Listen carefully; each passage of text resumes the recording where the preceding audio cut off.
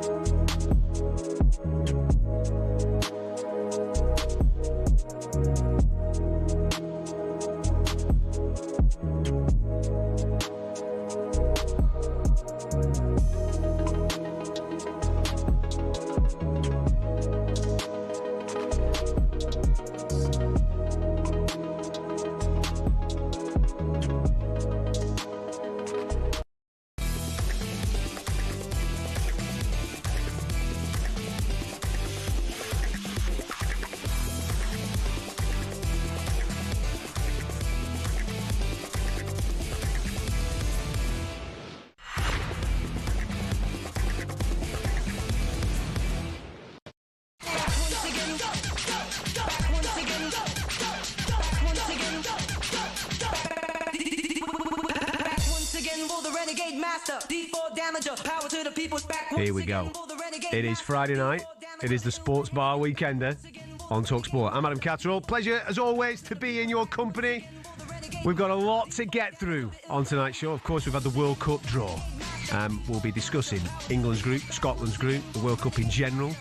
Is there too many groups this time around? What do you think? Went on forever, that draw today, didn't it? 03717 22 33 44. Of course, we've got a weekend's worth of Premier League action to get stuck into as well.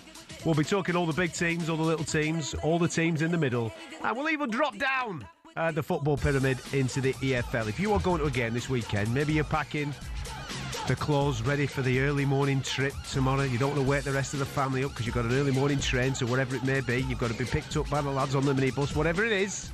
This is your shot. Come and get stuck in. 03717 22 33 44. It's the Sports Bar Weekender on talkSPORT. We're streaming live as well on the talkSPORT YouTube channel, and alongside me this evening, the energy is in the room. Let me tell you, we've gone full beast mode on a Friday night. Mr. Bayo Akinfenwa. Yeah. How are you? I'm very well, my brother. I am very well. How are you? I'm great, mate. It's great to see you. You been busy?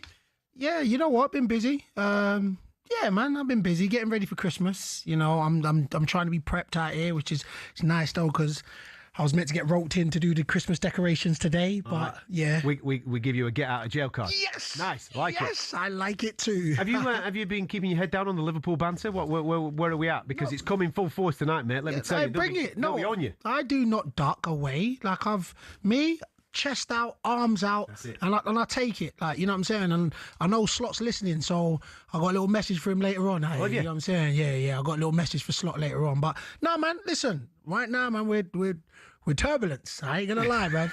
We're turbulence. I got to keep it 100. We're turbulence, but man, we'll be good, man. We'll be good. Listen, in about 25 minutes, I've got a question for you on the formation and maybe personnel of the Liverpool 11. I want your opinion on it. Okay, right? Cool.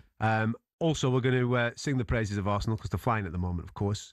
And a few things that maybe we can throw towards Arsenal fans ahead of their game with Aston Villa this weekend. So that's coming up in about 25 minutes. But the first bit of the show, we've got to talk about this World Cup. And the lads have been out.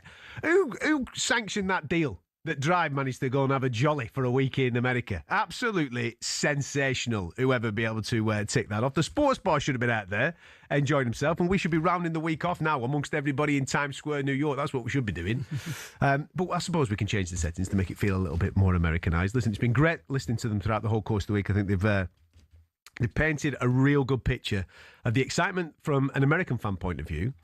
Watching the draw today, I've got a couple of takeaways, and I don't know where you're at with this, Bayo. I like the old way of doing the World Cup. This one feels a little bit too commercialised. There's too many groups now. There's too many teams in it. It just went on and on and on. I mean, when England are in Group L, does that mean that we're playing in the third week of when this World Cup kicks off? There's so many group games to get through before England even get to their game with Croatia. For those that missed it earlier on, England are in Group L, which is the last of these groups that were drawn today. They've got Croatia, Ghana and Panama in their group. Scotland are in Group C. They've got Brazil, Morocco and Haiti. That's the best way of pronouncing it. I call it. Anyway, lots to take away, but for me, too many groups, man. Let's go back to the old school way of doing it. I'm with you. I'm old-fashioned as well. Let's go back. Again, but you kind of knew it was going to be glitz and glamour, and you've heard all the managers say, look, this took hella long, but we just came in for the draw. But I guess, you know, and when American gets involved, that's what it is. It's glitz, it's glamour. But I'm listening, I'm with you. I'm old school. Let's just go back to the old school because there's a lot of groups, man. There's a lot of groups.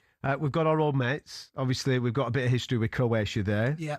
And, of course, we played Panama in the World Cup of 2018. Thank you for the reminder. I was trying to think of the years then in the back of my head. But 2018, we got the Panama game there. And obviously, Ghana are always a threat as well. What do you make of England's group? Yeah, I think it's tough. I think it keeps us on our toes. But I do, listen, I'm not going to be like, me and you've discussed off air and you've already started. Come on, man. You know, it's like playing Christmas songs in November. It's coming home. I'm starting now. You started it hella early. But I'm with you. I do think we are. I think we're top three favourites. I think maybe we're ranked fourth. But listen, I expect us to get out of the group. I really. Oh, mate, come on, yeah. Listen. Again, a World Cup's a World Cup. Croatia's good. Ghana on their day's good. I'm not taking anything away from Panama, but I expect us to get out of our group, and pretty comfortably. You know, I know we haven't really conceded a goal this year, but I expect us to get out of the group. I'm pretty confident. Yeah, listen, absolutely. If they don't get out of the group, it's an absolute disaster. And if they don't get out of the group, they're coming home. So, you know. Well, it's weird the way that this World Cup's set up because you've got teams that can finish third in a group that have obviously performed well and therefore they will go through to the next stages as best runners-up and all this type of thing. So England could still be in that mix. But listen, if England win their group, they will be playing someone who has finished third in another group, which you would think would then give them, unless somebody's had an absolute disaster and is only turning up for the knockout stages, you would think then England should be able to progress through that first knockout stage, and then you're into the big boys, aren't you? And if you look at the run, I mean, obviously this is all, you know, hypothetical, but there's possibilities of Brazil, there's possibilities of France, there's possibilities of an Argentina final. Everybody's getting excited about those types of things. But you've got to get through these sides. If they meet Brazil in the quarterfinals, for example, of course that's an incredibly tough game. Yep. So you've got to expect this England team to minimal get to the quarterfinal stage. And then it does become then knockout football. Anything can happen in knockout football. We've got to accept that. Right. But if they don't get to the quarterfinals, man, that would have been, in my opinion, a disaster for this group of players. Yeah, listen, again, just for the quality that England have. I mean, we're talking about certain players ain't even making the squad. You know, the quality England's got.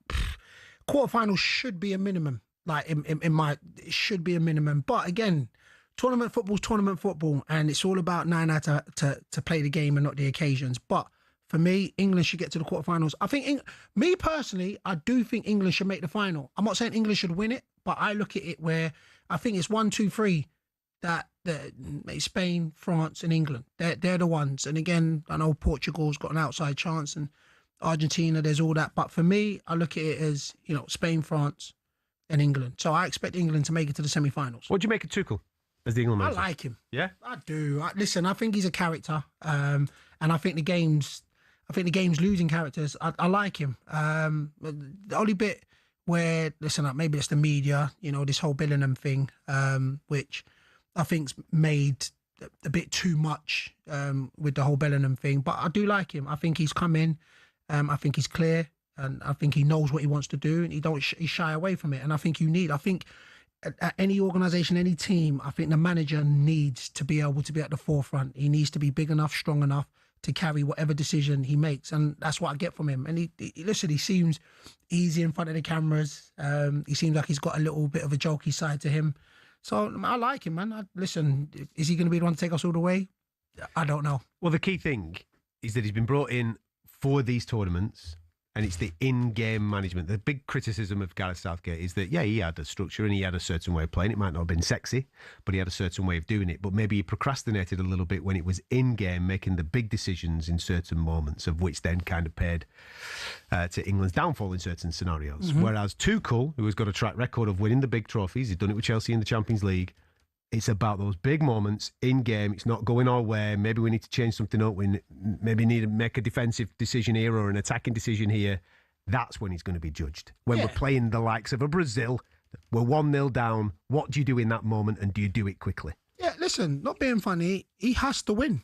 Like, Southgate, for me, set a standard. Like, it was semi-final, final. So Tuchel has to come in and win it. Like, there's no point in him coming in and making them in-game decisions and he falls short just like Southgate. You know what I'm saying? For me, I think Southgate's moved us to a place where, okay, like I said, minimum semi-finals. Like, finals should be, I don't want to say the bare minimum because it sounds like it's easy. It's not, but that's what Southgate's installed, the expectations of that. So Tuchel has to come and get us over the line. That's what he's been brought in for. So we judge him at the end of the tournament to say, has he brought it home? So that's what I say, fingers crossed, he is the one that brings the trophy home. Group C, Scotland, back in the World Cup, Brazil, Morocco and Haiti. Interesting, last time they were in the World Cup in 1998, they had Brazil and Morocco, if I'm not mistaken, in their group. So it's kind of a full circle moment for the Scottish fans. Yeah, to be fair, I think Scotland can do all right in this group. I do. I really do. Listen, Brazil's Brazil. Brazil's kind of like the benchmark when it comes to the World Cup. So Brazil's always going to be a poor game, regardless of how Brazil are performing. A tough game, regardless how Brazil's performing. To be fair, we saw Morocco in the last World Cup. Good team. Haiti, I don't really know too much about. But listen, Scotland, they're a good outfit, man. They're managed right. And I think they can get out of this group as well. I want you to have a think. How old are you? 43. I know I look like a baby. yeah. No, right, so I'm a year older than you, and I look about 10 years older than you, but I'm a year older than you. So therefore, we're in that same age bracket. So I'm going to float this to you. Don't answer it yet. Okay. We're just going to float it out there. What is your favourite World Cup? The one that brings back all those memories. The one that takes you to a place of nostalgia. 03717 223344. Get on the phone. I mean, you might be taking us back to the 70s. You might be one of them that managed to see it in 66. You might have been one of them. If you are, that's cool, man. Give us a ring.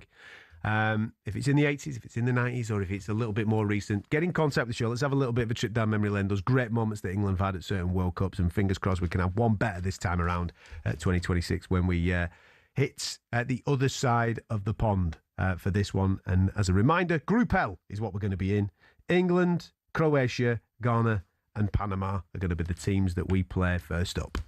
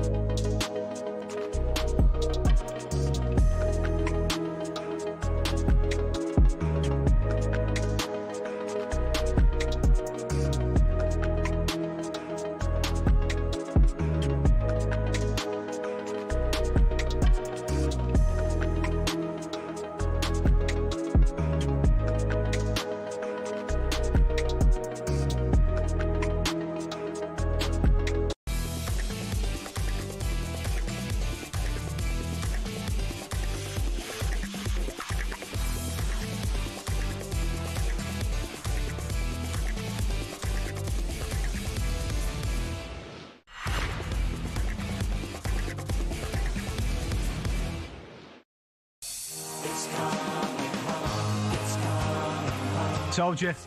Gone early.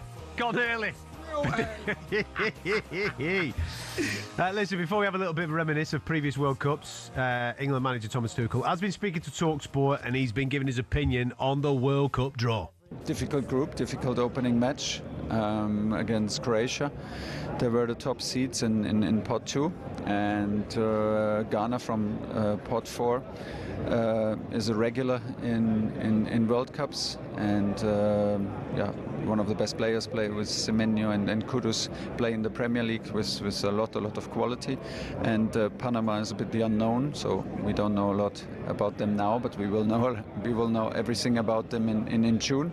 Like I said, difficult group. We will start the tournament late, so we know this. Tomorrow we are well aware then where we actually play, and then we can put a plan together to be well prepared.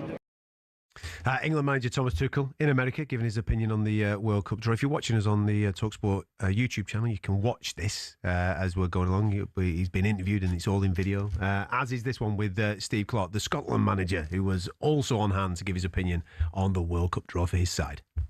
Yeah, good draw for us. Didn't want any European teams, wanted teams from different continents. That's what the World Cup's all about. That's what we've got, 3 different teams from 3 different continents, and yeah, we'll look forward to it. And it does evoke memories of France '98. The fact you've been paired with Brazil again, came very close to getting a positive result against them all those years ago. So can you go one better maybe this time round? Yeah, we've got both of them, Brazil and Morocco were both in the group, so chance for revenge on both teams, and hopefully we can take it. There you go. Just in case you have just joined us here on talkSPORT, England have got Croatia, Ghana and Panama, and Scotland have got Brazil, Morocco and Haiti. They're in Group C, England in Group L. That was a little earlier on, live on talkSPORT, the draw. What's your favourite World Cup? I got 2. One, Italian 90, because I remember my dad and Schillaci. Yeah. Because it was just Schillaci's eyes at the time. And then the 1994 World Cup in America. Without England? Yeah, without without Nigeria. England, right, Nigeria. okay, all right, okay. It's because Mumsy was the first time I see Mumsy watch football. She was in the kitchen watching it with us, and Amakachi scored, and Mums was just dancing. I was like, oh, rah, Mum likes football. So those memory-wise, I just remember like, oh, yeah, proper, stick with me, nostalgic. Amakachi, Yakini. Yeah, man. JJ, JJ, Finidi George. Yeah, man. They were a team, man. They were proper, man. Took Italy all the way. But I just remember Baggio, Dino Baggio, they're just doing bits. But yeah, man, that World Cup there, it was, and I remember the kit, and it was hot. I think it was down in Atlanta, if I recall. But yeah, that World Cup was proper. You just mentioned 1990, mate. That's the first one for me. I was a little bit too young for 86 when Maradona was doing his thing. But 1990, obviously, for England fans, it was all about Gaza. Yeah. The crying, just him being amazing, sensational stuff. You mentioned Toto Schillaci. I remember the first game, right? And the 40-odd, were you 41 or 42? The year-old star, Roger Miller for Cameroon. Oh, it was that as well. Yeah, so the first game was them against Argentina. The crossbar, if you remember, broke and fell on the goalkeeper's leg. Yeah. Broke the goalkeeper's leg, so we had the big stoppage in the first game. But Roger Miller went on to do amazing things in his celebrations where he just go off into the corner and just do the darts. Do the shaky hips and what have you, mate. It was tremendous. So, yeah, 1990 for me. Even that Germany side that ended up beating England on penalties. Lothar Matthäus. Yeah. What a footballer. Yeah, man. Baller. Proper baller them times. Yeah, that was... Not saying that football was better then, but... It was better then. Okay, cool. Nah, but it was just, I don't know, maybe because nostalgia. I always say nostalgia plays such a major role in it. And, you know, we were pups at that. We had aged a year apart. But, yeah, Roger Miller, Gascoigne, Cameroon. I remember just some tackles at that. Oh, Lord. Oh, mate, yes. Whoa, geez. There should have been about 8 red cards, but they were nailing each other. Wow. Good times. Great memories. 03717 223344. Your favourite World Cup. Come on, man. Let's have a little bit of a trip down memory lane, seeing that everybody's talking World Cups today. George, how are you, mate? You good? Yeah, hi. Not too bad at all. How old? If you don't mind me asking, how old are you, George? 67. Go on. What's the World Cup, mate? Is it your first one that is your favourite? No. My favourite one is 1978 in Argentina. If you remember Mario Kempes. Yeah. The long-haired guy. And what... That's the ticker tape one, isn't it? Where there were ticker tape everywhere in 1978. Yeah, go for it. And that's where the ticker tape business started, and they were so passionate. I think this was in Argentina, wasn't it? Yeah. And I think they were so passionate. It was unbelievable, and they just went on to win the World Cup. And I think Kempes scored a couple in the final as well, if I remember rightly. But yeah, that one sticks out in my mind most because of the whole occasion. And the ticker tape, and how they were so behind Argentina to win. So I do remember that one sticking out in my mind. George, if you don't mind me asking, I could tell there's a slight accent. Whereabouts are you from? I'm originally from Congo. Are you so in the World Cup? I'm Asian, yeah. In the World Cup, who will you be cheering for? Well, what, this year? No, my first love is always England. Ah, good man. Right, okay. That's a good man. No, mate, listen, I was just asking that question because I didn't want to presume that you were going to be supporting England, mate. So now that you've confirmed it, mate, how do you think they're going to go? I don't know. It doesn't seem 100% yet. For some reason, they haven't had a tough qualifying group. No. In my mind, no. They've all been easy games. They haven't been tested, and also I think there's a mistake in the next 2 warm-up games. You know, they're not really stiff opposition that have been lined up. I can't remember who they're playing, but I do remember it's not. They're not in the world top 10 or whoever they're playing. Yeah. They've got 2 warm-up games coming up. But I'll take you back to the World Cup, and I also I spoke to you before the last World Cup, and I went to Qatar, and so that one also now sticks in my mind because there's never been a World Cup like it where there was 8 stadiums in one town, and yeah. you could go to each stadium, and I was going around, me and all my friends, we were going on the bus, we were going on the underground, and we were managed to get obtain tickets as well because there were people who were reselling them for whatever reason. So I saw a few extra games, and I stayed until I think England played Ghana or until the knockout, the first stage of knockout. So I was there till then as well. But that one also obviously sticks in my mind because I was there. I was a bit too young for the 1966 one. I came, well, I was 8, but that's just when I arrived in the country in 65. Yeah. That's why it doesn't stick out in my mind.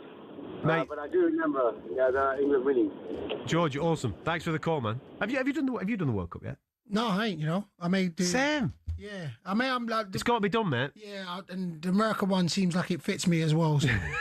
I won't lie, maybe I'll be doing this one. We're going to get off that bus, aren't we? 03717 22 33 your opinions on, obviously, England and Scotland's groups that have been drawn a little earlier on today for the 2026 World Cup, which is going to be spread over Canada, North America, South America, of course. Some interesting groups that have been. I don't think there's really a group of death. I'm just having a little bit of a look to see if there is any. No, I thought that as well. There's not, I think it's quite straightforward for a lot of the favourites, of which then might hopefully churn out some nice knockout stage games. I think we're going to get the proper games when it gets to about the quarterfinals, if I'm dead honest. Yeah. The interesting thing, I think, from every England fan's point of view, is one, where these games are going to take place. And then 2, what time of day these games are going to take place as well, because obviously certain parts of America are 8 hours in front of us. Certain points of America are 5 hours in front of us. So if it's on the East Coast and they're kicking off late in the evening, it's a 2 o'clocker here for fans back home, innit? You know what I mean? Yeah. So it's going to be interesting to see how all that lies once all this has all been drawn out. Can you see many people staying up 2 o'clock in the morning for England versus Panama? Oh, I don't know about that game. I was about to say, then I was like, oh, I don't know about that game. But yeah, man, you listen, one thing you know about tournament football is you get engrossed in it. So you just, you whatever your life needs to do to shift to the time scale, you do. Do you know what I'm saying? Because you don't want to see it on the aftermath. You want to kind of take it in at the time. So, man, look, I'm proper looking forward to this. I'm looking forward to this World Cup. I really am. I'm hoping that the World Cup is not 2 o'clock in the morning UK time. Yeah, World Cup final, I mean. Oh. You don't want an 8 o'clock kickoff. Yeah. East Coast, or a 9 o'clock kickoff East Coast, and it being 2 o'clock in the morning. Yeah, you don't want that. But if England's in there, we'll take that. We'll just say that. We'll take that. Yeah, I suppose. You know them ones. Because it's coming home, like you said. Yeah, the Jack, who's our producer, he obviously knows the ins and outs of this because he's a big Chelsea fan, and the Club World Cup final was, what was it, 9 o'clock kickoff East Coast? Was it? So 2 o'clock in the morning UK time, is that what you're saying? Oh, it worked out 9 o'clock UK time, so they kicked off in the afternoon over in the States. All right, then if they do that, then that works out. Yeah, that's much better there. That works well. Anyway, 03717 223344. We're going to turn our attention towards domestic football. If you want to get stuck into everything that England are talking about, you're more than welcome to do so. We'll get some of your calls on next as well. Don't be going anywhere.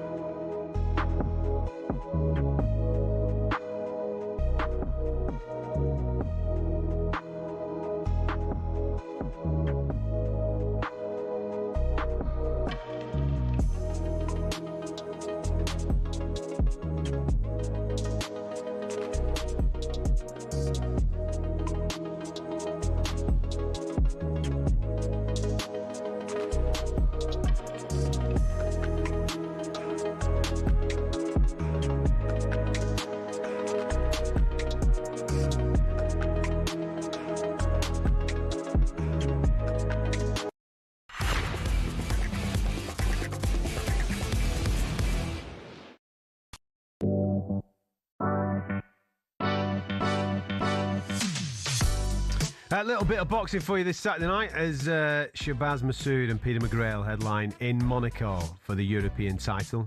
It's a stacked undercard featuring Pat McCormack taking on Conor Walker. Johnny Fisher's on that as well. It's his big comeback fight. It's live this Saturday only on DAZN. Boxing update on talkSPORT with DAZN, the global home of boxing. Sign up now at dazn.com/boxing. We'll feature that on Fight Night tomorrow night from 9 o'clock. Make sure you come and join myself and Gareth A. Davies. I'm Adam Catterall Bayo Akinfenwa was with me. Mark, how are you, mate? You good? Yes, thanks. Can you hear me? Yeah, of course we can hear you, mate. Hey, what's going on, Mark? Whereabouts in the world are you, Mark? I'm in Dallas, Texas. Dallas, Texas. Now, obviously, I can tell that you've got the old British accent there, mate. You're an expat out in the States. So you're buzzing for the World Cup. Is the noise starting to ramp up out there? Yeah, I don't think the Americans realise how crazy it's going to be in Dallas when it starts, when it all gets started to ramp up, you know. Because I think the last World Cup here, '94, wasn't as big over here then. But right now, you'll see everybody you talk to knows about Premier League and all this stuff, you know. And we get games, we get all the games over here, right? Yeah. You can see every single Premier League game over here. And I'm a Man United fan, so it's great for me, you know. So. Will you get to the games, mate? Is it quite easy to get tickets, or what's the process out there? As far as you mean the World Cup game? Yeah. I mean, you've been able to get tickets for quite a while, you know. Right. Even if you don't know who's playing, you know, you can go to StubHub and all that. You know, you're going to pay through the nose, but you can get tickets, yeah. All right, mate. And I just found out today that England either play in Dallas or Toronto the first game. So that's right. Really awesome. Yeah, so that's going to be awesome for me. I'll be able to, like, you know, go to the. I'm going to definitely get tickets for it if they do play. I don't care how much you have to pay. Now you see there. I can tell that you've been out in the States for a period of time there, mate, because I could see that there was a little bit of a twang still in the accent from back home, but you're using words now like awesome to describe the celebratory. Come back, brother, come back. I can hear you, man. It's going to be awesome. It's going to be awesome. The thing is, I've never been to an England game before. Would you believe? I was from the northwest, so traditionally England played at Wembley, right? So yeah. I've just never been to an England game, no, friendly or otherwise, you know. So well, fingers crossed it happens for you, mate. Fingers crossed that first one does drop in Dallas. That'll be truly sensational. Listen, top man, thanks for giving us a ring, Mark. Much appreciated, mate. 03717 223344. Keep your calls coming in, reacting to obviously England's draw in the World Cup, Scotland's draw as well. Scotland getting Brazil and Morocco, similar to what they got. Well, exactly the same as what they got in 1998. And England have got history with Croatia and Panama. The other team making up that group in Group L was Ghana. Can I talk to you about Liverpool, mate? So I've got a question for you, right? So I've watched a lot of Liverpool this season. Okay. And there's it's quite obvious that the players maybe aren't performing to the levels that they hit last year. All right? Correct. Now, if you're Slot and you're analysing this game at the weekend and you're thinking to yourself, right, what do I do to maybe ramp a little bit more energy in there, maybe create a little bit of a point of difference from what we've experienced? Because I watched them midweek. Sunderland are a fantastically organised side, lots of physicality, good technical ability. It's going to be interesting to see how they are affected by the AFCON, because there's about 6 or 7 lads off. Yeah. But I thought that they were absolutely fantastic at Anfield and can come away maybe slightly disappointed not getting the full hit. They get a point. Liverpool, I think there's certain players in there that I highlight as still being at that level. People like Dominic Szoboszlai. I think he's still at the level that he's been at previously. Others maybe correct. Not necessarily so. So what do you do if you're Slot? Here's the question I'll throw your way, right? Okay, go on. Do you play from the start in a game Ekitike and Isak? Or do you just pick one as he has been doing recently? Would you go with 2? I don't know with that one. The reason why I'm on the fence with that, just because I don't think you can just go and throw in these 2 players. And the thing that worries me about Liverpool this season is exactly that. You mentioned Sunderland being a well-coached team. Mm-hmm. I look at Liverpool at the moment and the identity seems not there. That's the worrying thing. So I don't think you can now go from what Liverpool's been playing as a 4-3-3 and then go to a 2 up front. And because I think there's a domino effect. Can one of those not play from one of the wider positions? Yeah. So you're then saying that, are you saying can they play Ekitike and Isak from the beginning? Yeah. Oh, yeah, listen. Oh, of course. In that 4-3-3 or... To be fair, you can. You can do that. Again, this is because you see Isak likes to go out from the left, and both Ekitike likes to go out from the left. To be fair, both of them as number 9s don't like to stand in actually traditional number 9. They like to drift out. So again, we brought in Isak. Both of them will be amazing for Liverpool. I have no doubt about it, you know. But at the moment now, it is literally, for me, the identity. So Liverpool don't know if they're a pressing team. I know Slot likes to be a possession-based, but I think there's time to be possession and there's time to have that, for me, authentic Liverpool intensity. And again, especially at home, I think there should be a way where under Klopp, and I don't like to keep going back to the old regime, but we can't help that, was he had one way of playing. You know, the intensity was home or away. This was it.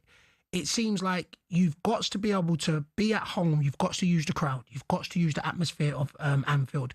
You watched that game against Sunderland and it was very passive. Sunderland thought they was in for a rude awakening and it was a surprise to them. I think, listen, the way Liverpool's conceding a lot of goals, be a bit more pragmatic away from home, because I feel like Leeds are going to run hard when we go to Ellen Road. But to come back to your big question, I do think that Ekitike and Isak can play, but I do think that it's not got to be about names. It's got to be about who complements one another. And I don't think he's found that yet. He hasn't found where, you know, players complement one another. Last season, of course, he had a different squad. Salah could not run back because players complemented and was able. At this moment now, he hasn't found players that complement one another to push us forward. Here's one for you then. Did he make a mistake bringing Ekitike out to get Isak in? It felt like big money spent on Isak. We've got to get him in the starting 11 somehow. Ekitike was flying. Yeah.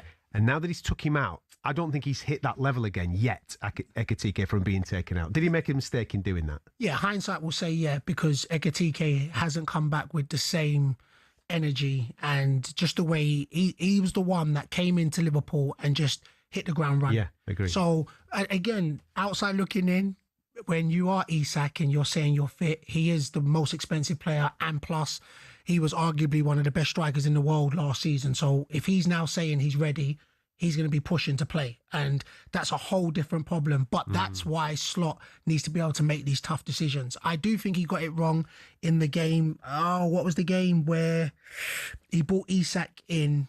And I think maybe it was it. I can't remember the game it was. And then we had the Champions League game.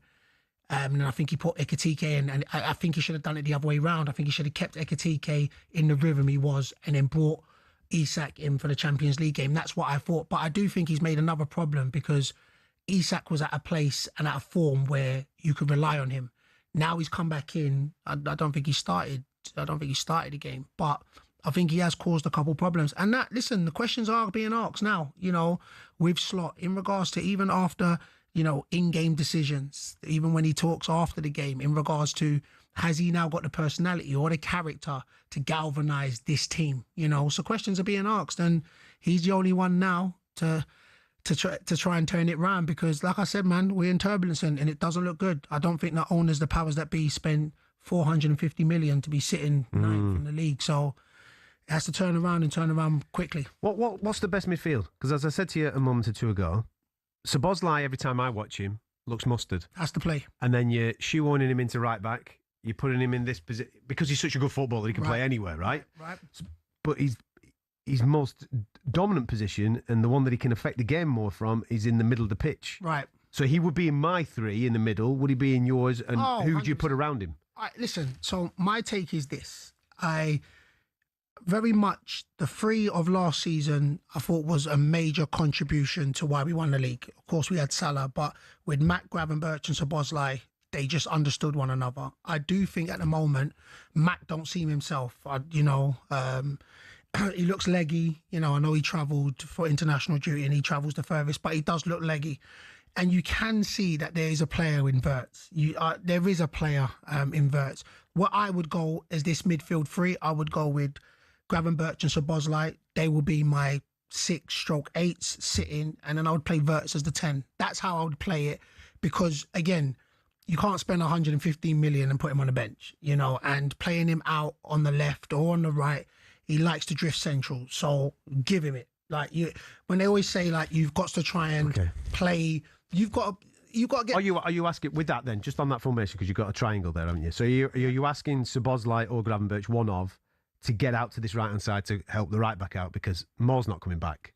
Yeah, he isn't coming back to defend that side. Yeah, is he? but so that's what I would do. And this is the bit which I'm saying that Slot has to really show his worth, his man management, because that was still always kind of like the case anyway. We had a robust three, even when we're talking about the Hendo, Fab, and Ronaldo. You know, Henderson would come out right hand side and help that side out. So that's the element that would have to come out. So Sobs would have to kind of come out and slow it down for Salah to come back. And I will say at home it should be different anyway. I think at home Liverpool should be on the front foot. I think sometimes it does get to a point where away from home you've got to do what's best for the team, and sometimes that's taking Salah out. And I do think Salah gets, because Salah's the talisman, he's the easy one. He's like, pluck Salah out. But you took Salah out against Sunderland and there was no creativity. So it's not just until he came on. Until he came on. So, but I do think fundamentally as a team, you may, on away games, so maybe like a Leeds away, where it's going to be a lot of running. Salah then be like, look, we know we've got you, but we have to put a player. I know we don't have Frimpong at the moment, but we have to put somebody on the right that can get up and down. But for me, I do think that at home, Liverpool should be on the front foot. They should make Anfield the cauldron that it is, and generally be on the front foot like they was at the old era. But that's what I would play. I'd play Sobs and Gravenberch as the two. They'll have to get out. Of course, Wirtz has got legs and have to be able to get back. But that's the three I would play. And then, of course, if it's not working, you've got Jones, you've got Mac on the bench to be able to listen. It's a squad game. You know, we wax lyrically about Arsenal. You know, you need to be able to have players to be able to make in-game decisions. But that's the team or the midfield I would start. Do you play Salah against Leeds this weekend? I do. You start him this weekend? I start him off the back of, generally, like I said, I do think that, you know, you manage your players, and I think like if you've got 3 games in a week, but Salah hasn't started. You know, he came on. He's missed 2, hasn't he? He's missed 2, and he come on second half at Sunderland, and he was the catalyst, man. He looked like he had a little bit of a point to prove, and I'm not saying he lit up Anfield, but he ran. You know, it looked like he had a point to prove. So, and I still think for him, he will still look. He's driven by, you know, stats and goals and assists and proving people wrong. So that element where they was like, all right, take him out, and he did for 2 games. Listen, I know we got 4 points, but I do think the performance at home wasn't great. But we take the point, we take what we can at the moment. But I personally do start him at Leeds just because he hasn't started the last 2 games, personally. Let us know your thoughts. 03717 22 3344. Talking Liverpool. We'll talk Man United as well in a minute. We're also going to get stuck into Arsenal. They've got an opportunity for a statement this weekend, haven't they? You are listening to the Sports Bar on talkSPORT with talkSPORT Bet, talkSportBet.com today. Make sure you check it out for your latest sign-up offers. You've got to be over 18. Gambleaware.org.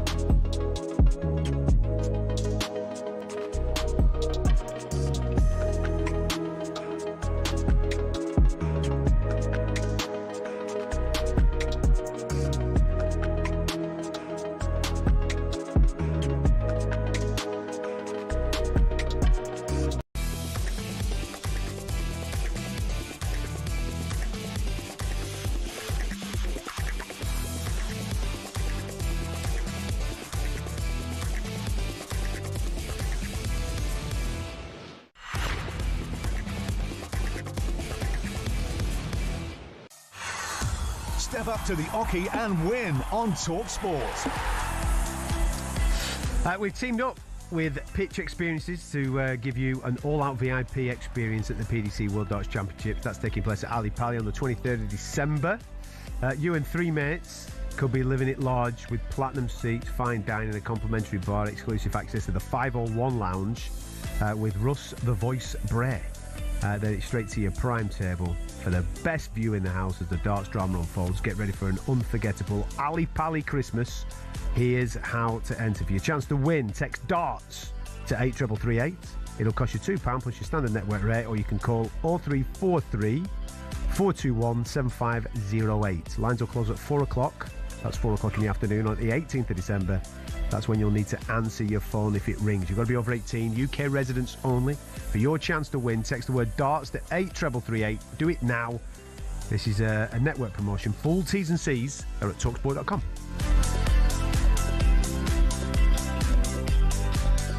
Love the darts. Can't wait for it to get underway. Obviously, the talkSPORT darts competition gets underway on Wednesday of this week. Some big matchups. The battle of the sports bar between Cundy and O'Hara. That's the one to watch. I believe that is sponsored by Quick Fit as well. 03717 223344. Let's get to the phone line, shall we? Who've we got lined up here? I'll tell you who we've got. We've got Carl. How are you, mate? You good? Yes, good evening, guys. How are you? Very well indeed, man. Carl? What's going on, Carl? You good? Yeah, not too bad. I'm just waiting to pick my better half up from her Christmas do, so I thought I'd give you guys a call as you were chatting about my team, Liverpool. Go for it, mate. What's your Talk to me. You were talking about Isaac and XTK. I think what we should be doing is getting them both in the team. Just behind them, they should be playing Verts. Just let him roam, go where he wants, do what he wants, like he does for Germany, run the game. And the midfield three behind him should be Sobersley, Gravenberch and Jones, because I think Jones has got more energy and he's been playing better when he's been in the team than McAllister. He just doesn't seem himself this season. I don't know why. There's apparently talk of a Real Madrid sort of link and a possible swap deal with Bellingham, which I would think that's very unlikely, but I'd go with it.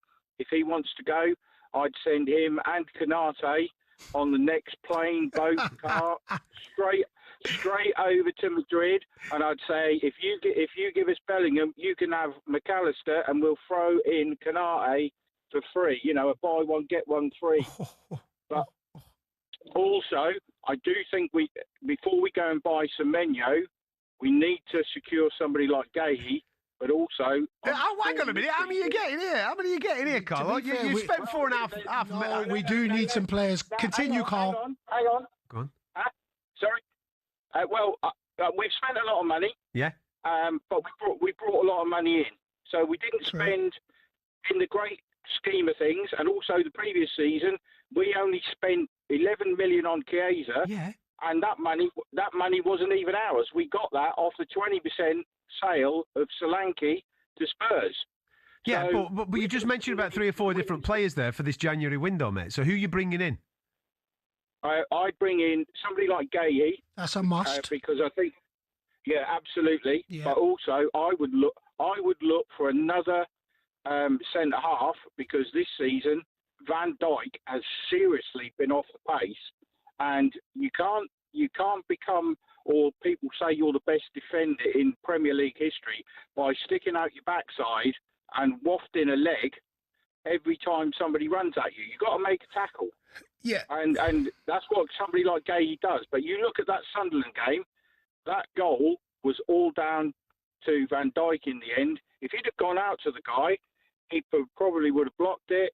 The guy may have made a mess of the shot, but he just backs off, and it ends up in the net. And we were lucky to scrape a draw. But I don't think Slot has got a major problem with Salah being off the pace as well. And I think it will do Liverpool good when Salah goes off in a week and a bit to AFCON. So with what you've just said there about the formation, are you saying that you're playing 2 up front, 1 behind inverts? Yeah.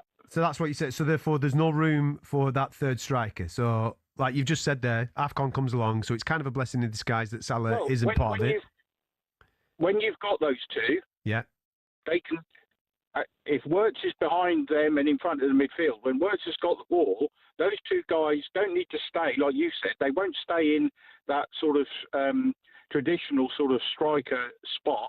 They can move. One goes left, one goes right. Yeah, but what I'm saying is that are you playing with two up there, or is there a third striker?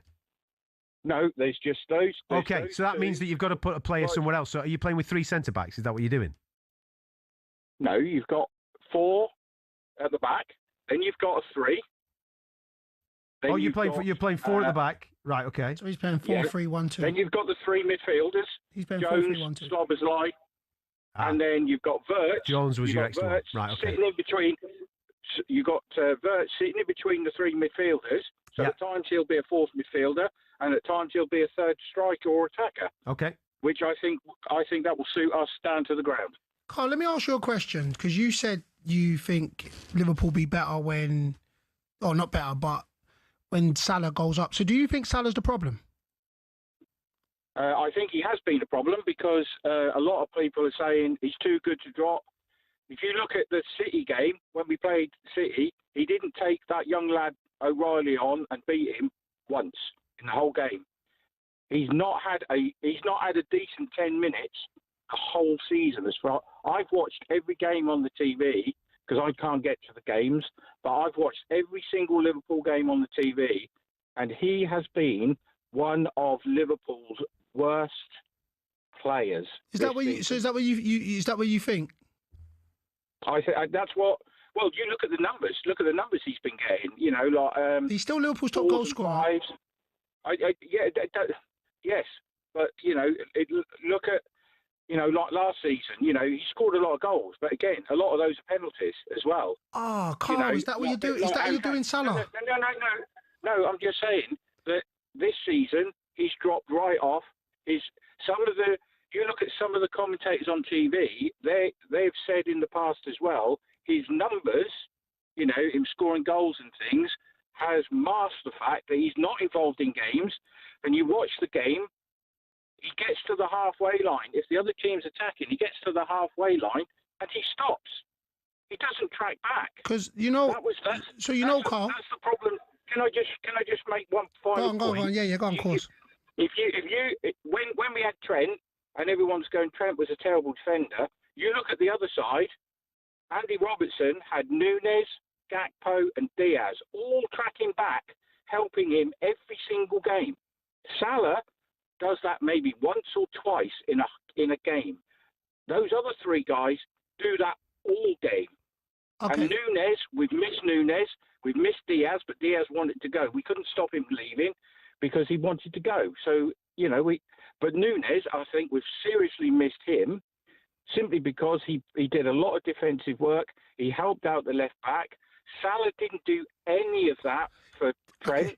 Now, Trent had his own issues with defending, but, you know, if you gave him somebody on the right wing who would help him and track him back, last year when we played United, he got absolutely roasted the whole game because he had 2 United guys on him all game. Salah never helped him out once, but all they said at the end of the game was Trent was awful, and he couldn't do anything. They were just passing it round him. Those 2 guys all game, passing it round, because with the best will in the world, nobody can mark 2 people at once. That's fair. I think that's... It's not fair. It's not. Listen, look, Carl, look, because I know we got to go to the break, so I'm going to rebut what you said. Listen, I totally understand and agree with Salah's... He doesn't track back, though. No, I know. And Salah, but not single-handedly, because I won't say that, but it was an understanding that he didn't track back, so he can get the most goals and the most assists last season. So there's a trade-off. So, of course, I totally agree Salah's numbers fallen off the season, and he's under par, and he'll say that. But to be able to now say... And it's the funny thing is, I remember Haaland touched the ball 5 times, scored twice. So that's not because, it's more effective. And I keep saying about a balance. Yeah, but that's what he's saying. That's what Carl's saying. No. He's saying, this is what he said. Yeah, but the trade-off is that you've got to do the numbers, and he's not doing the numbers. He still was talking about last season, about the games when he wasn't tracking back, and that's the trade-off. And that's what I said. I agree this season, he's fallen under par. I agree. Okay, you can see it, But there was an understanding where he came in with Slot and said, if you don't allow me to track back, I'll give you it the other way. That's exactly what it was. And that's what it was. Whereas now this season, as a whole, and quote me if this is wrong, Liverpool's numbers, output in runs throughout the team is dropped off. For me, that is a managerial. So if you're now not asking your players to run hard as a team, so Salah said, well, don't let me run back and I'll give you the goals going forward. But now if your team's intensity is dropped off, as Liverpool has as a team, and this is why I keep saying when it seems like Salah's the scapegoat, where they're like, okay, you know what, Salah's dropped off. And I totally agree. Don't get the game twisted. I'm not saying that. Stats don't lie, and you've seen performances. But as a team, I'm talking about an identity of a team has done that. And it's very easy. Now, this is what I don't understand, whereas, see, now it's not working. Of course, you have to be able to do the trade-off. So if you're not going to run back, you have to be able to be effective the other way, which he is not. But yet still, it worked last season. So that means something's not working to be able to for him to be effective the other way, even though I do agree he does need to do more. 03717 22 3344. Interesting way of looking at it. Get stuck into the show.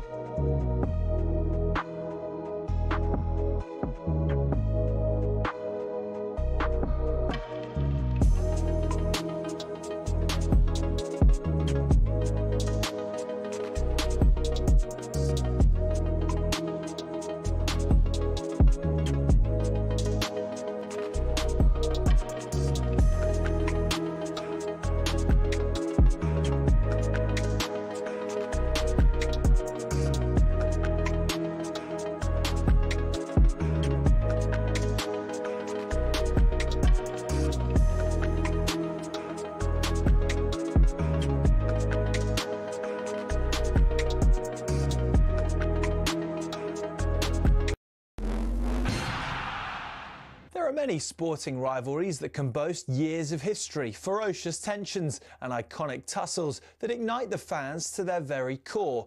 But when it comes to the battle of the mind games and the verbal exchanges in the heat of battles down the decades, the Ashes stands alone. So here are some of the most memorable Ashes housery moments. Few figures in Ashes history were despised by the opposition more than Douglas Jardine. He was the granite-jawed architect of the notorious 1932 Bodyline series, which sent shockwaves through the sport that still reverberate nearly a century later. One day, the hurricane met the tornado as Jardine met Yabba. As the name suggests, Yabba, real name Stephen Harold Gascoigne, was a heckler who became so famous that a statue was made of him. When Jardine was on the boundary swatting away some flies, Yabba yelled the immortal line, "Jardine, leave our flies alone. They're the only friends you've got here." Like Jardine before him, Stuart Broad is another figure who had a particular gift for riling the Aussie public, mainly due to his jaw-dropping survival at Trent Bridge in 2013, when he very visibly nicked off to slip and refused to walk. Broad is somewhat the modern housery king. He officially became a sorcerer in 2023 when his random bail swaps twice bought a wicket with the next ball at the Oval. 3 tests earlier, after that Carey Bairstow run-out, Broad made sure he was right in the thick of the pantomime. Wicketkeeper Ian Healy issued one of the great lines towards Nasser Hussain. When Steve Waugh told Ricky Ponting to field right under Hussain's nose, Healy remarked, "That could be anywhere within a 3-mile radius." Poor Nass. But perhaps the most poetic of sledges came from bowler of lightning bolts Dennis Lillee about the Yorkshireman of Yorkshiremen, Geoffrey Boycott, about whom Lillee wrote this: "He's the only fellow I've met who fell in love with himself at a young age and has remained faithful ever since." Priceless.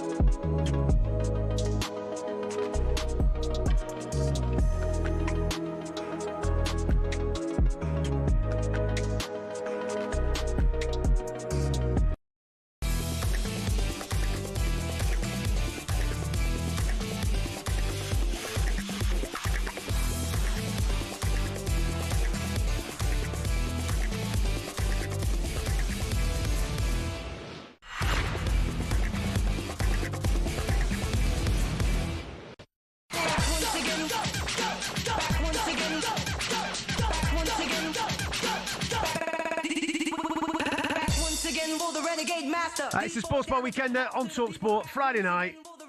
Get your radio turned up nice and loud. There's the takeaway bin yet? Have you cracked open a couple of cans? We've got a quiz for you. If you like your football trivia and you want something for the WhatsApp group, we'll get something for you in the next 30 to 45 minutes, so stick around for it. We're talking Man United, talking Kobe Mainoo, and we're still taking your calls on that Liverpool starting 11 for the game against Leeds. What would you do? How would you mix it up? Would you start Ekitike? Would you start Isak? Same team? 43717 223344. Get in contact with the show.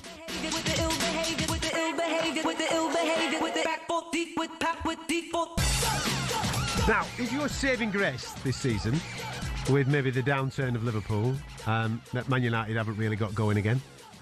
Well, Man United hadn't got going last season, so this is nothing new. But to be fair, saying that, we're actually as bad as them. I actually said that. I said, we're actually this season. That's a bit steep. You're not as bad as them, are you? Are you? Is that how much it's dropped? Listen, has it dropped off that bad? Yeah, man. Like, we can't even sugarcoat. I mean, like, listen, I know they're a point above us, but yeah, man, it's dropped off. We're as bad as them, man. I won't even front, yeah. They beat us. We're as bad as them, and it hurts my soul. Cookie be calling me and texting me. Yeah, he will. Yeah, he be texting me and just laughing at me, like. But anyway, we'll. Listen. I keep the faith. We will turn this around, Liverpool. Trust me.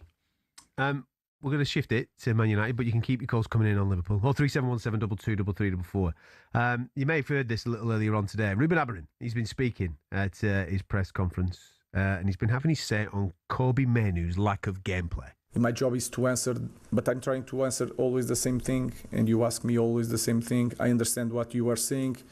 You love Kobe. He starts for England, but that doesn't mean that I need to put Kobe when I feel that I shouldn't put Kobe. So it's my decision.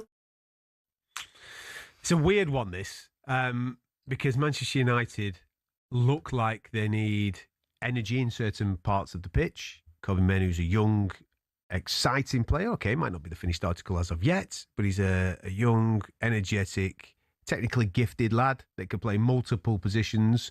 I'm not saying that he needs to start every single week. I'm not saying that he's the first name on the team sheet, but you would have expected him to have a lot more game time than he has so far this season. What have you made of the usage of Kobbie Mainoo this year? Look, I always look at it. So outside looking in, I personally think it's poor management on Amarin's side. I really do. And I like Amarin in regards to, I think he's an open book. I think he leads with passion. Sometimes they use that against him, but I like the fact that he's passionate and sometimes speaks he speaks his truth. But I honestly think that, I think Amarin's a stubborn individual and he's called by that and he's come in and said that.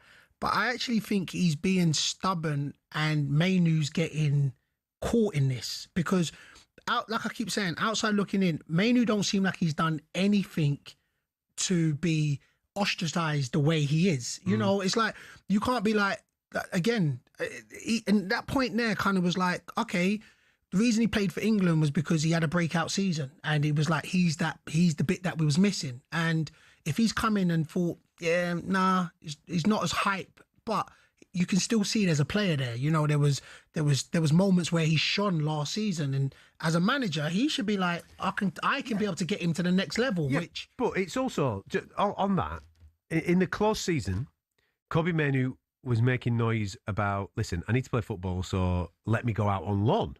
And he was stopped from going out on loan because he was told by his manager, we need you. We're going to be using you. Yeah. We've not used him. Yeah, but... So now the boy's coming out and he's absolutely right to be thinking, I just want to play football, man. Right. Obviously, Man United are my team. I want to play for Manchester United, but if I'm not part of your plans, I need to go and play. I need to go and play somewhere. It's a World Cup year. I need to try and get in this team. He's right. Don't get the game twisted. He's right. Mainoo should be saying, look, let me go and play. Like, I'll go out and loan because, of course, he doesn't want to leave Man United. Man United's still one of the biggest teams in the world. But Amarin, for me, is like, boy, if I let a homegrown player go and we don't hit the ground running, it's better for me to have him here and then... Yeah, but if you're not using him... Yeah, but... It makes no difference. But still, it's for me, as in what Amarin, I'm just... So you're talking purely about optics now, about his ego and about the way he's perceived by the fans. But then also, it's down to, I'm going to keep him here up until January because I never know what's going to happen. I don't know about injuries. So I will. You are part of my plans. Maybe not my immediate plans, but I'll kind of get you when I get you. For me, it's a little bit like Chiesa at Liverpool. Like, they keep asking about Chiesa, he's doing this and he's different doing ages, that. though. No, I'm talking about as a manager, you rather want to be able to have a player there and not use him than to not have the player there and need him. That's what I think Amarin's at. I think Amarin's at that point where he's like, look, I'll use you, and whenever it is I need you, be ready. So for the player, Mainoo should be saying, no, I've done this, I want to go. Get me out and go on and play. But Amarin will be turning around saying... Right. So that's these. It's not the first, and it won't be the last. Where he would be like, but if Manchester United were flying and they were winning multiple games back to back, and they're doing it week in week out, and the manager's making the right decisions in game, and the fans were thinking, okay, maybe there's not room for Kobbie right now, then I'm sure everybody will be on board. But you look at some of the decisions that he's making in game, where he's bringing on multiple centre halves when they need attacking options in order to go and chase a football match down. And you're thinking, the lad's sat on the bench. He's there, 100%. Mate. He's there. 100%. Just stick him on for 20 minutes and see what happens. 100%. Like that, again, this is what I don't understand.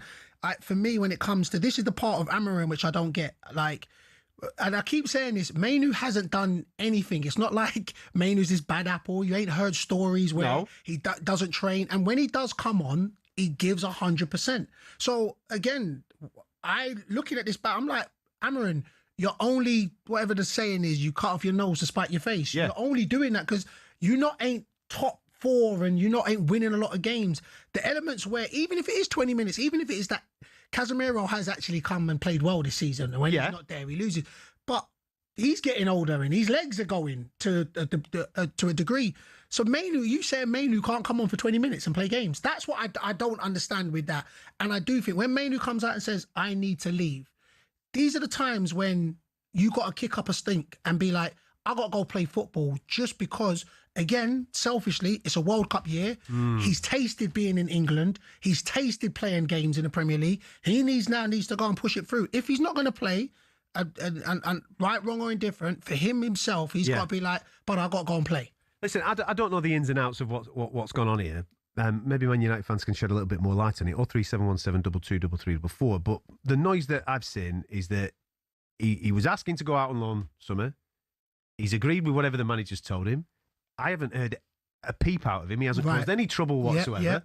He's cracked on, and now he's like, well, January's coming. Nothing's changed. I'm not getting on in games that we're losing, and he's bringing centre halves on in positions that I should be going on. That's the biggest disrespect, in my opinion, as a player. Yeah. I think the biggest disrespect for a player where you're like, oh, wow, you don't value me at all, is those times when you are moving around players who don't play in certain positions just to not get me on the field. For me, and what I'm actually intrigued, Man United supporters, if you're listening, because you watch United way more than us. So when Mainoo plays... He ain't playing. They ain't seeing him. I guess, to be fair, They're not seeing him. I mean, because that's what I'm intrigued about, that may know more, because that for me is a telltale sign when you need a goal and you bring on a centre half. And also, as a players, and this is where I keep saying that if a player was doing this, they would call him arrogant, they would snap. If you're interviewing the manager and he says you got an attacker and he says, who's the attacker? And they've got Mainoo, and he laughs it off the way he did. For me, signs are big. And as a player, I'd be like, oh, raw. I haven't done anything. Even if they argue behind closed doors, I ain't come out on my social media or I haven't disrespected you. For me, that was a disrespectful laugh, the way he just... For me, the worst thing, I don't get it. I don't understand it. United fans, they cannot blame Kobe Mainoo if he does now start to cause a bit of noise in order to try and get himself a move, in order to try and shift it on. I'll be interested to know what United fans think about it. 03717 223344. Get in contact with the show. It's all in association with talkSPORT Bet. Visit talksportbet.com today for the latest sign-up offers. You've got to be over 18. BeGambleAware.org.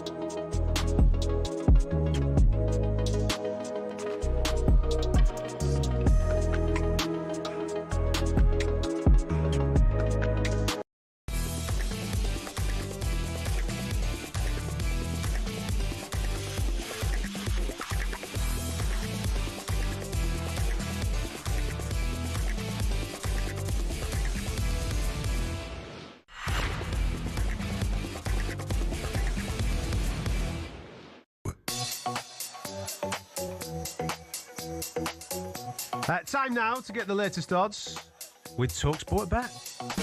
Bring it on with talkSPORT Bet. Download the app or visit talksportbet.com for exclusive offers and bonuses. 18 plus, gambleaware.org. We'll start with the lunchtime, shall we? Shall we start with Villa and Arsenal? Why not? I look at this fixture as a statement maker for the Arsenal. I think they've been brilliant all season. They've managed games really, really well. This is one of them games that if you can go away to Aston Villa and win, you're kind of laying down a marker and saying, we are here to win the league this year and we're not messing up. Yeah, listen, and to be fair, it's just the way Aston Villa is at this moment. You know, when I go down to Brighton... They're good at home, though. They are good at home. No, they're very good. They're very good. That's what I mean about the statement. If you can go and do them at their place, then... I think Arsenal win this. There's something about Arsenal, and it hurts my soul. I won't even lie. It hurts my soul. But I see... You know what it is? And I think the biggest compliment I can give them is... I think everything that I saw with Liverpool in regards to a culture, a togetherness... I see with Arsenal. I literally see them, and they, again, you mentioned, they don't look like they panic. Yeah. They literally go into games when they need to be professional, and if they're not great, they get it done, you know. So please, Villa, just prove me wrong, beat them, but I do think Arsenal go and win this game. Steady 1-0, steady 2-1. What is it? Is it by a goal or a couple of goals? Do you know what? The worst thing is if Saliba, Gabriel, and who's the other one that got injured the other day? Rice got injured, but there's rumours that he might be all right. Yeah. To be fair, I do think with Aston Villa scoring 4 last game, I think Aston Villa will score. Okay. But I do think I think Arsenal win this 2-1. Eze's the man, isn't it? Yeah. Listen, Eze's going to, for me, he will be the sign of the season. I keep saying this, he will. And that's gonna, because he's my guy. I'm going to hate that he's going to bring the Premier League title to Arsenal. Oh, damn. How many goals in the City Sunderland game? Shall we put on +6? I mean, for however many City get, you could probably double it. Where's the game at? Where is it? It's at City. It's at City, yeah. Mate, Sunderland really impressed me midweek against Liverpool. I thought organisation, they were absolutely sensational. The physicality and the technical ability of these lads, really, really good. Last minute, he should score. He should score, but Chiesa, that's my guy, Chiesa. Absolutely, mate. But I think City beat him. I think City, let me tell you what, right? I think the output that Sunderland put to go to Anfield, and I'm just talking about even the build up. So I do think that then to be able to go. You did see City have a 5-4 thrill away. Fulham, yeah, they went life and death with Fulham midweek. They're fun. For them, City, that's just funny games for them. They was like, yeah, we're 5-2 up. Let's just have funny games. No, I do. But listen, for me, I like Sunderland. I exactly that. I think they're well coached, good structure, good players. I just think going to the Etihad, I think City. I think going to Anfield would have took a lot out of. Out of Sunderland, so I do think it'll be a City win. Tie or convincing? I think City win 3-1. Okay. Bournemouth Chelsea, man, a little bit of a surpriser for Chelsea in the middle of the week, going to Leeds and getting beat. They've got to bounce back because everybody pre that was talking about them being a shoe-in for a bit of a title race. You can't be going to a team that is in a relegation battle and getting your pants pulled down. Yeah, they made changes though. Caicedo missing, massive miss for them. You know, it's a massive miss. And James didn't play. He's been brilliant. James, mixed his positions up a couple of times. Reece James out here. Hey, I got to salute him. That performance against Arsenal. Brilliant. Oh my days. Yeah, he wasn't, real talk, he weren't looking like a right back playing centre midfield. He looked like a centre midfield player playing centre midfield, proper. So when he's out, listen, they got to manage his body, and we get that. But I do think at the moment, Bournemouth, they're shaky at the moment. But Bournemouth at home, they could turn it on. I'll say a score draw in that one. Your lot, go on. You're away at Leeds United. There's something romantic about this fixture in the Leeds United Liverpool. Beauty. It's a 4:30 kickoff, the evening kickoff. Reminiscent of Tony Yeboah smashing one in off the underside of the crossbar. I can remember that bad boy. That was a beauty, that wasn't it? David James didn't get anywhere near it, lad. I remember trying to replicate that. I remember hitting hella balls into Rose and out here. Jeez. But yeah. Listen, Leeds were awesome midweek against Chelsea. Against Chelsea. They did a wonderful job on them. But with all due respect, I went to the City game last week, and you look at the scoreline and you think, Leeds got themselves back in it. Leeds' first half were awful. Proper, one of the worst teams I've seen in the Premier League this season. Second half, City just didn't turn up, and they got away with it with a bit of Phil Foden magic in the last minute. Now, contrary, like you just said, against Chelsea, Leeds were much, much better. At home, they are much, much better. They're going to have to be much, much better because they're playing Liverpool, even though Liverpool are bang out of form right now.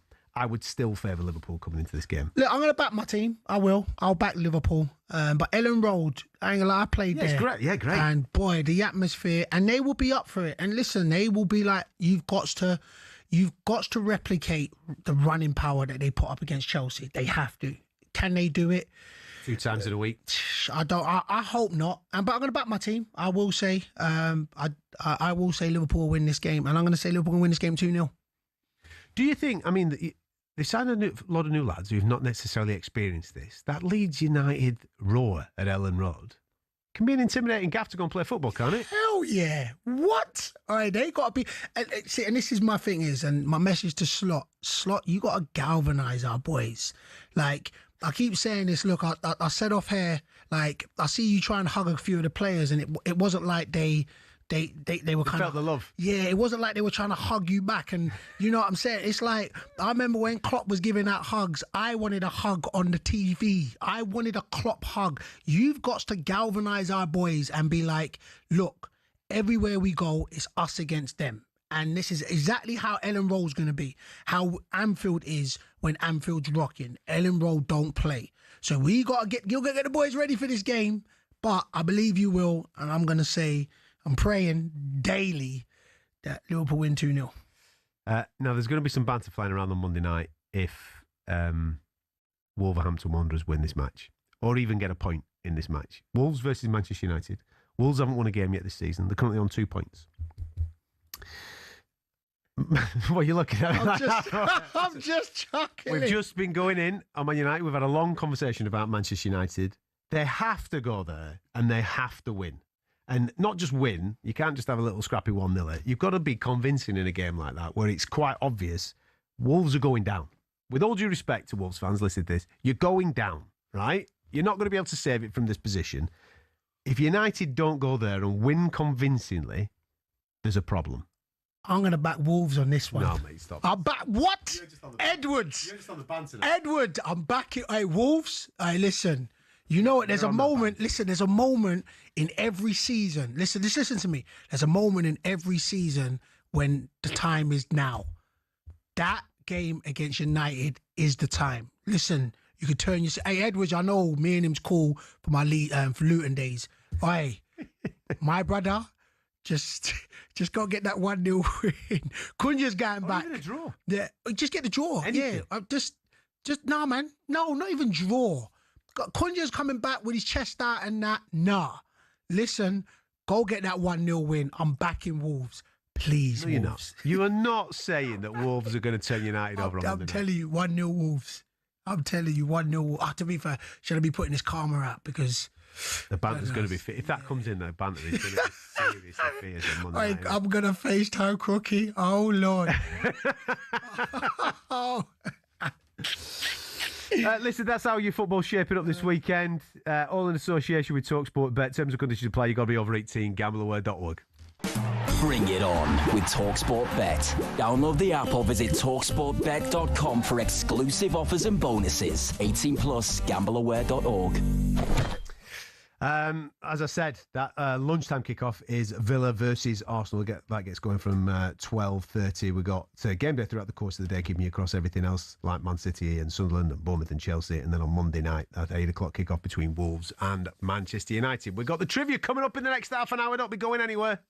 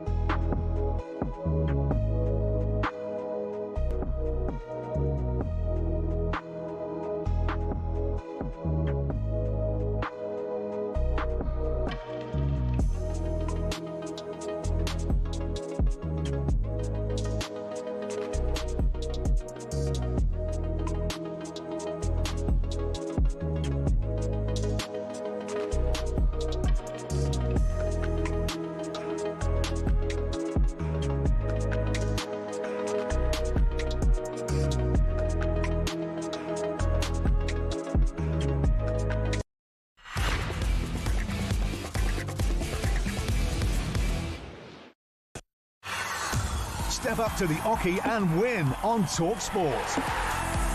That time of the year, darts, man. All over the television, all over the radio. Fantastic night out if you've not been before to Ali Pali. This could be your opportunity because we've teamed up with Pitch Experiences to give you an all-out VIP experience at the PDC World Darts Championship at Ali Pali.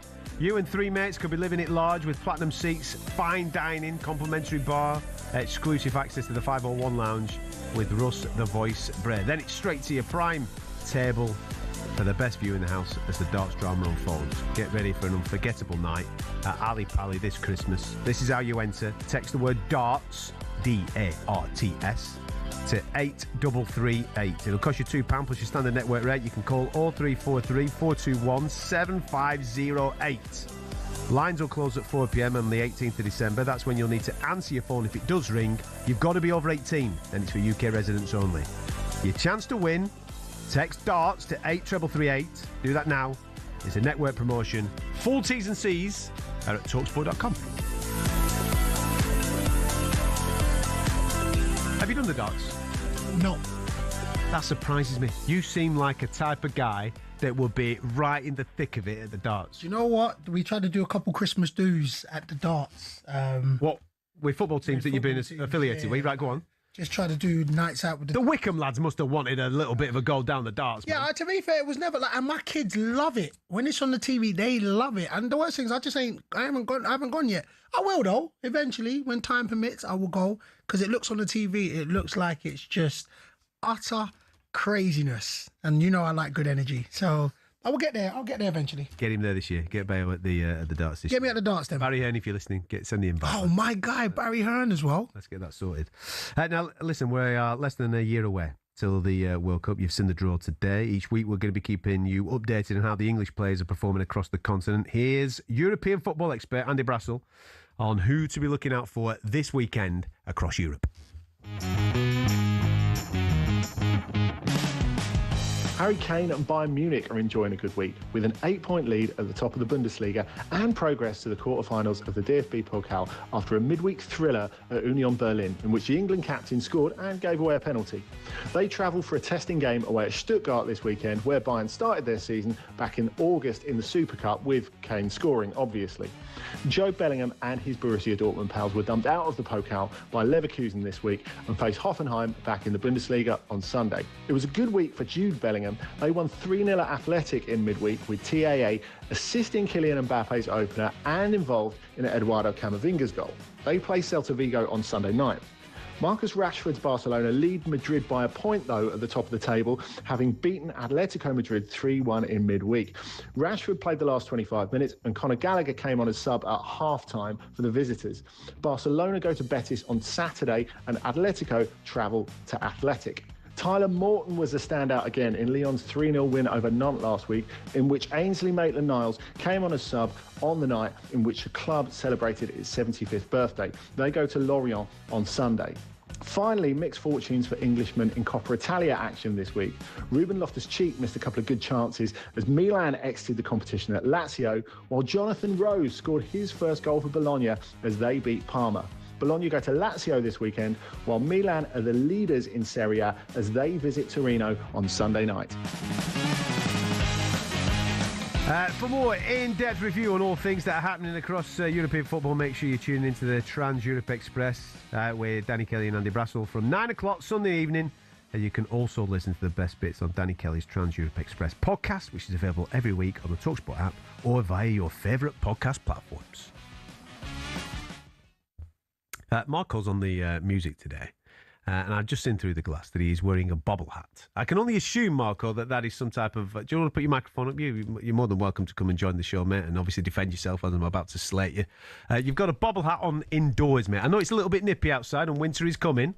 Is there a reason for the bobble hat indoors? Just supporting the mighty Arsenal guys. Yeah, I thought it was an Arsenal hat there, mate. You know what I mean? You weren't wearing it last season, pal. Why are you wearing it now all of a sudden? Yeah, it's Arsenal, yeah. Yeah, he's got his Arsenal hat. The old badge. Original. Yeah. He's vocal at the moment, is Marco. I know, there's has to be He's vocal. You're coming out the... Have you noticed that there's a few in the office that are starting to chirp? They're just crawling out them. There's a little bit more chest out around the old Arsenal brigade in the office at the moment. Marco's one of them. My feet are firmly on the ground. Is it? Yeah. Just wear bobble hats on. Long way to go. Long way to go. That's that long way to go chestnut. They're churning out the company line, but deep down they're thinking, I tell you what, Christmas party is going to be a nightmare in him. Put a couple of vodkas inside him, and I tell you what, he'll be giving it the big one, won't you? You'll be singing North London Forever and all that type of carry on, won't you? Yeah? Yeah. Yeah, of course you will. Right, nice one. Right, let's get stuck into the quiz, shall we? A little bit of football trivia for everybody to get involved with. I've been told by the Quizzy Rascal himself that last week we had it too easy. We didn't have it too easy. We just won one finally. It wasn't too easy, It was mate. easy. I had a bad night. Bad loser, right? Don't put it hard now. Listen, I'm here, man. listen. Yeah, you're taking the rap for it. Yeah, but he won three. He won three on the spin, right, with some difficult ones. Last week we've come good. We've come solid. He didn't even get a blow on us last week. Now he's decided to up the ante and come with an A-level question. Is it right? He's calling it a fluke win, is he? Last week is a fluke. It's twisted my words there. Hey, be easy out here, B. Right. Liverpool's victory was hard for, Right, come on. What have you got lined up So for us today? it's obviously the next World Cup is going to be in which countries? Canada, United States of America, and South America. Of course, yeah. And the draw was earlier on today. Yeah. What did you make of that? The draw? It was long, man. I know you were a fan of it, obviously. Yeah, it was long. Bit long-winded. Bit long. So it's a toughie. I want you to name all 52 states. every team that's ever played in the World Cup. Stop that one as well. No. Right, go on. By number of Premier League appearances, I want you to name the top 15 American, Canadian, or Mexican players. 30, man. By number of Premier League appearances. Jeez. I told you it was a toughie. Oh, I went blank. I didn't even. Okay. By number of appearances. Yes. Top 15. Yes. Top 15. So. Right. That's filthy, mate. Let me just write my numbers down here, pal, because this is going to be long. Oh, yeah. 10, 11, 12, 13, 14 and 15. It's a lot of answers. 03717223344. Do you want me to start us off? Because I reckon I can get one that's in this top 15. You ready, Bale? Go on. I'm going to go with Brad Friedel. Are you happy with that? I reckon Brad Friedel's on this. Yeah. Brad Friedel, lock him in. Right, where is he? Cool. Where do you reckon he is? He's in top 5. He's right at the top. Is he the main man? Yeah. Go on, Friedel, lad. 450 Premier League appearances for Brad Friedel. Okay. To be fair, he's thinking about right at the top. what's You got Tim Howard. Who's Tim it? Howard. That's the next one. That's Man United, Everton. You reckon? Yeah. Well, Tim Howard. Do what you need to do, mate. Lock him in. Locked in. Yeah. Are you going to do all these in order, or Is it number 2? Yeah, that would be more impressive. To be fair. Jeez. Tim Howard's number 2, is it? Yeah, Right, how many? 399. Oh. Okay. We need to get someone a little bit. So further down here. so Canadian. It's Canadian. Yeah, there is a couple of Canadians. The one that used to play for Blackburn, I just don't know how many Premier League appearances he got, and I don't know whether he'd feature on this list. Yeah. Junior Hoylett he's Canadian, and he went to Queen's Park Rangers for a period of time as well. Oh, and Cardiff in the Prem. Weren't he Cardiff in the Prem? Did he do Cardiff in the Prem? I just want to hold him for a second. I don't know if he's done big numbers. Right? To be. Look, there's 15 to go for. I mean, it's a big net. You know. Yeah, it is. Brad Guzan is also American. He's a keeper that's done bits. Who else? Shall we do Clint Dempsey? Ah, yeah. Shall we do him? Yeah. Get it out of the way. Clint Dempsey, lock him in. Where is he? You're doing him in order. This is great. 218 appearances. Oh, okay. There's a drop off there. You see? Best American to play in the Premier League. I think so, mate. Yeah, he scored some good goals, didn't he? Some big goals as well. 03717 22 3344. We're going to take your calls next.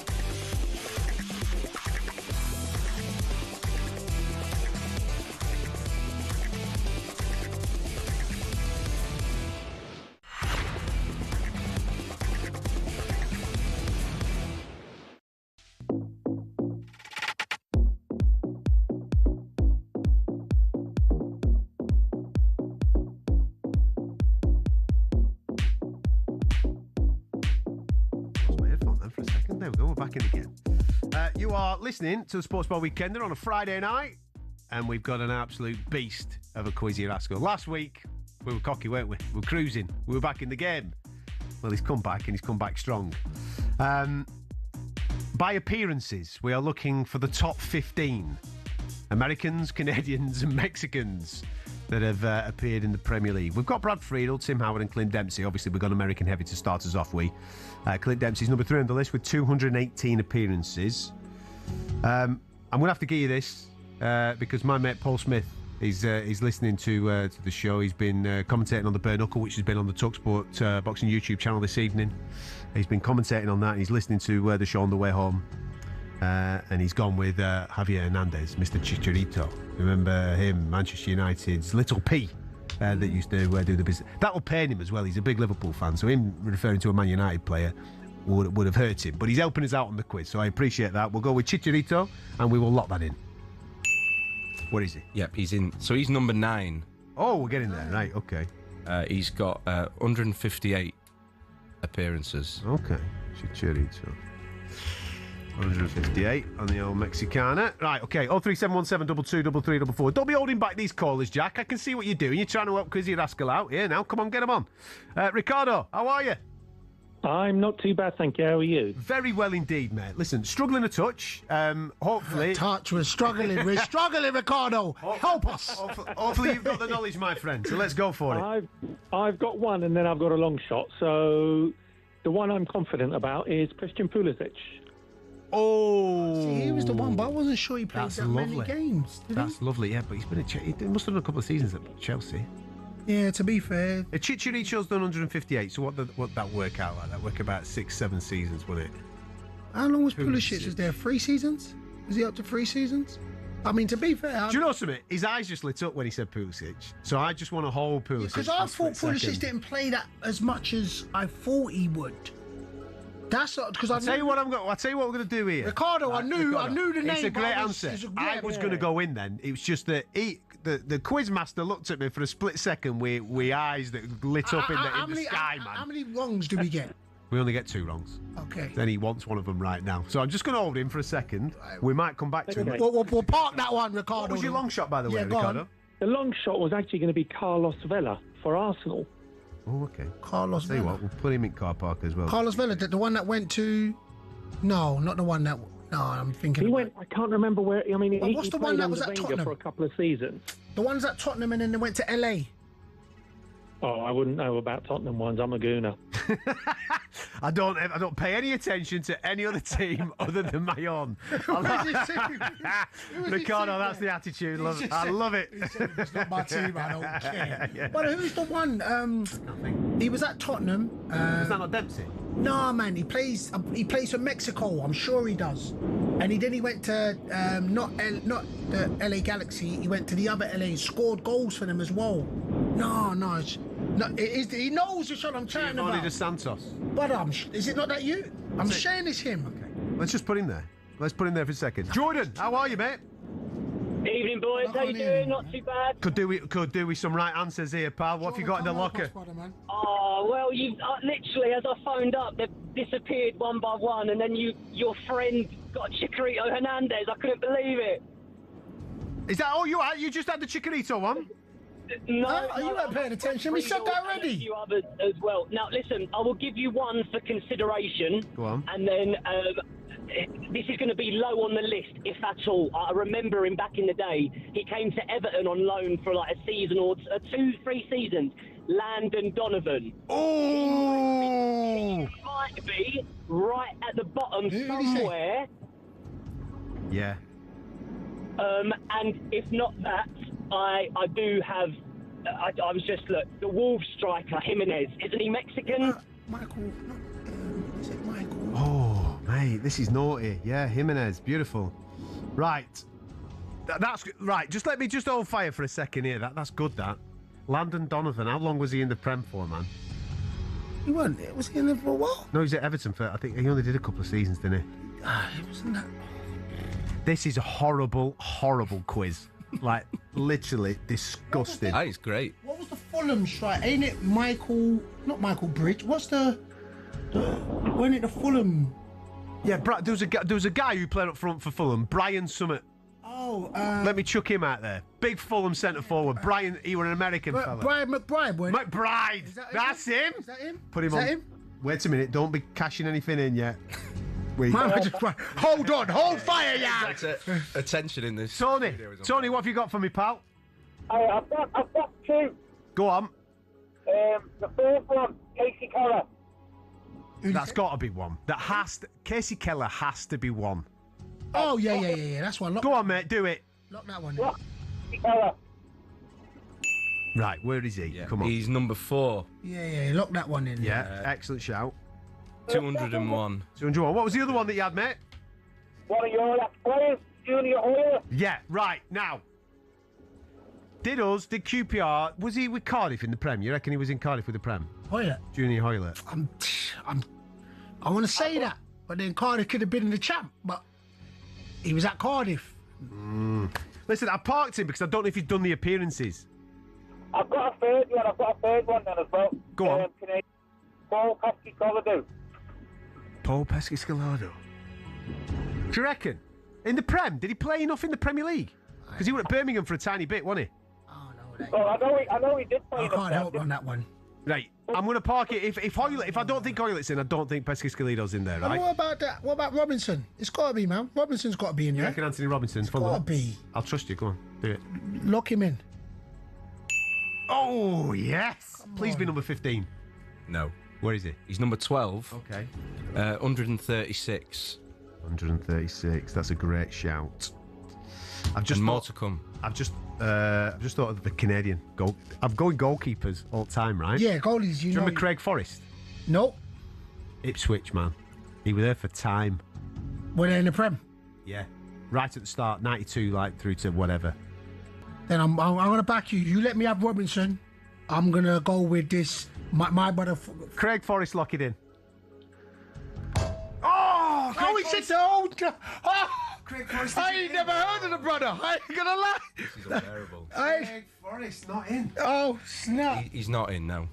I can't hear nothing, to be fair. What? He would be number 17 on the list. Would he? With 106. Well, that's very kind of you to let us know what. Yeah, you need all the help you can get tonight. That's very kind of you. 106 hasn't got in. So that means if 106. It is quite arrogant for him to give us that. There, 17. It's not in, but it's 106. So now you know the cut off. 106. Yeah, I like it.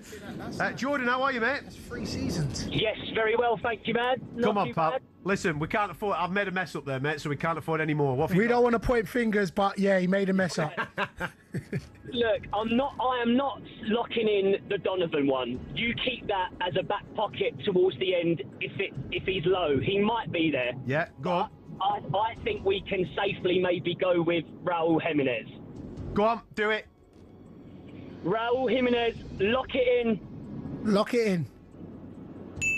Thank you very much, mate. Thank you very much. Cool. Right, go on. How many's he? Jimenez.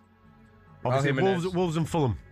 197. Oh, brother, we should have known. Number 5 on the list. Number 5, is it? Yeah, man, we'll have known that. He's well up there. He's well up there. 105, did you say? 100. No, he's number 5 on the list. 197. 197 appearances. Right, okay. 03717223344. Amir, how are you, mate? In the Premier League, so we look. All right, you explain it. I'm good, Amir. I like the fact that you're explaining the quiz question to somebody else that's with you in order to help you out. I've got a friend of Rebecca in the back of the motor who jumped in thinking what the hell's going on. You've got to let them know, man. Let them know. Right, what have you got? Come on. I've got one. Yeah. I'm pretty sure he's on there because he played for Villa. Another keeper, Guzan. Brad Guzan. I said this in the break, didn't I? Brad Guzan. You did say that. Shall we go with it? Yeah, that's 2 people that said it. Do it, mate. The one that Ade mentioned before, that McBride, I'm probably stronger with him. But I reckon they're both on there. To be fair, if 106 is a cut-off, McBride played hella games. Goalkeepers play out every week, man. Yeah. Where was Guzan at? Villa. All right. Do it, man. Do Brad Guzan. Go on. Lock in Brad Guzan.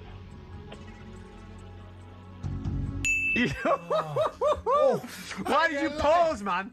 Why did you pause on the hesitation, dinger? actually. That felt heavy on my heart. Yeah, where is he? Tense. Where is he? Where's he at? He's number 10. Yeah. 154. Guzan at 154. Good shout. Right, I can scrub him off my list. Brilliant. 03717 22 3344. Keep your calls coming in. We'll get to the rest of this after the news.